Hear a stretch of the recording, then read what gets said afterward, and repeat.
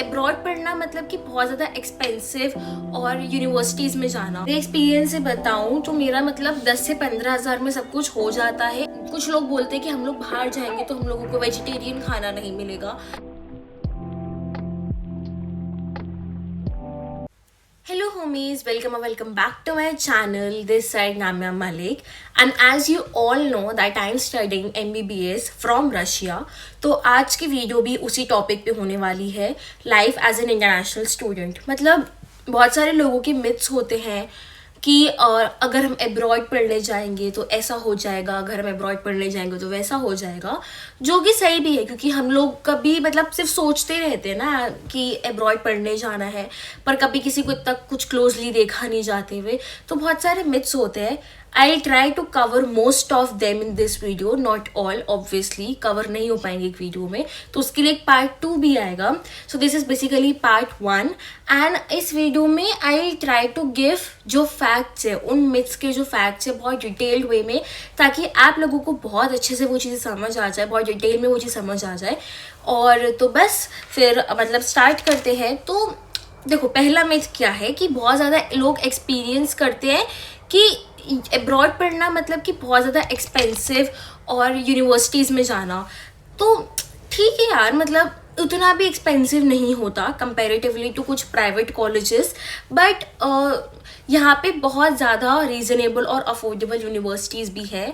For example, जिसमें मैं खुद पढ़ रही हूँ अभी, क्रीमिया फेडरल यूनिवर्सिटी, तो बहुत रीज़नेबल, बहुत अफोर्डेबल, मेरा सब कुछ एक बजट में आता है। तो ऐसा कुछ भी नहीं है, अगर आप ढूंढोगे तो आपको एक अफोर्डेबल यूनिवर्सिटी मिल जाएगी। बाहर भी यूनिवर्सिटीज़ बहुत सस्ती हैं, ठीक है। दूसरा मिथ ये है कि खाने का इश्यूज़ बहुत होते हैं। मतलब कुछ लोग बोलते हैं कि हम लोग बाहर जाएंगे तो हम लोगों को वेजिटेरियन खाना नहीं मिलेगा, तो ऐसा नहीं, या फिर मिलेगा तो बहुत कम मिलेगा, तो ऐसा नहीं है। यहाँ पे हर टाइप की आपको सब्जी, फ्रूट सब कुछ मिलेगा।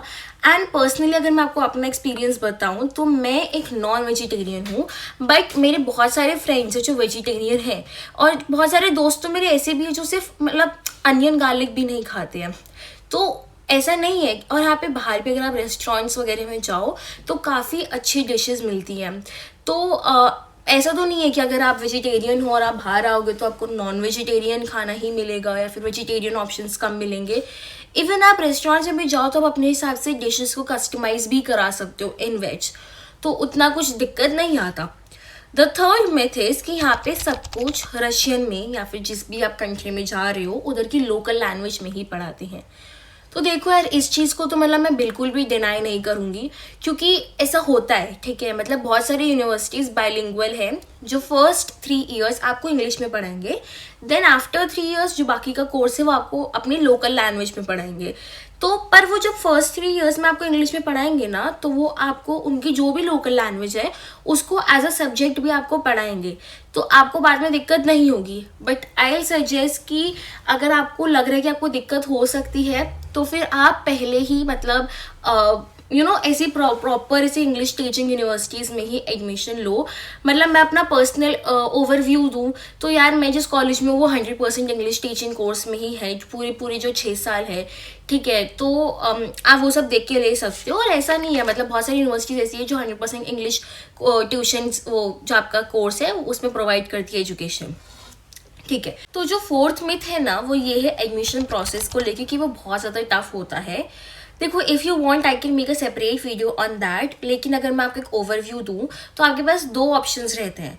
या तो आप यूनिवर्सिटी सेलेक्ट करो, उनके ऑफिशियल वेबसाइट पे जाके एडमिशन फॉर्म फिल करो, एंड देन फॉलोइंग जो भी फॉर्मेलिटीज़ रहती है उनको आप अपलोड कर दे रहो। या तो आप एक ऑथराइज कंसल्टेंसी के पास भी जा सकते हो। मैं अपना पर्सनली बताऊँ तो मैंने सेलेक्ट योर यूनिवर्सिटी कंसल्टेंसी है, मैंने उनकी हेल्प ली थी।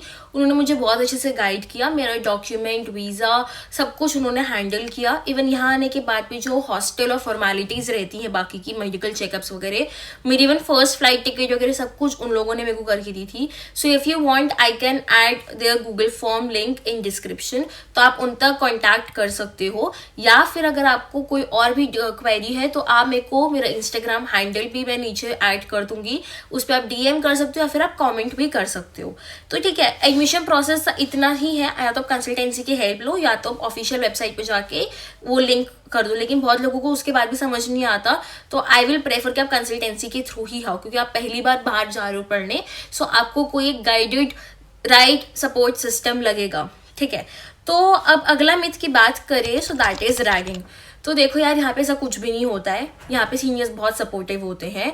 यहाँ पे मतलब सबको पता है यार, सब लोग अपना घर छोड़कर आए हैं, सब लोग को होम सिकनेस फील होता है, बहुत घर से दूर आए हैं, तो यहाँ पे सीनियर्स बहुत सपोर्टिव हैं। मेरे पर्सनली एक्सपीरियंस से बताओ तो मेरे सीनियर्स बहुत अच्छे थे।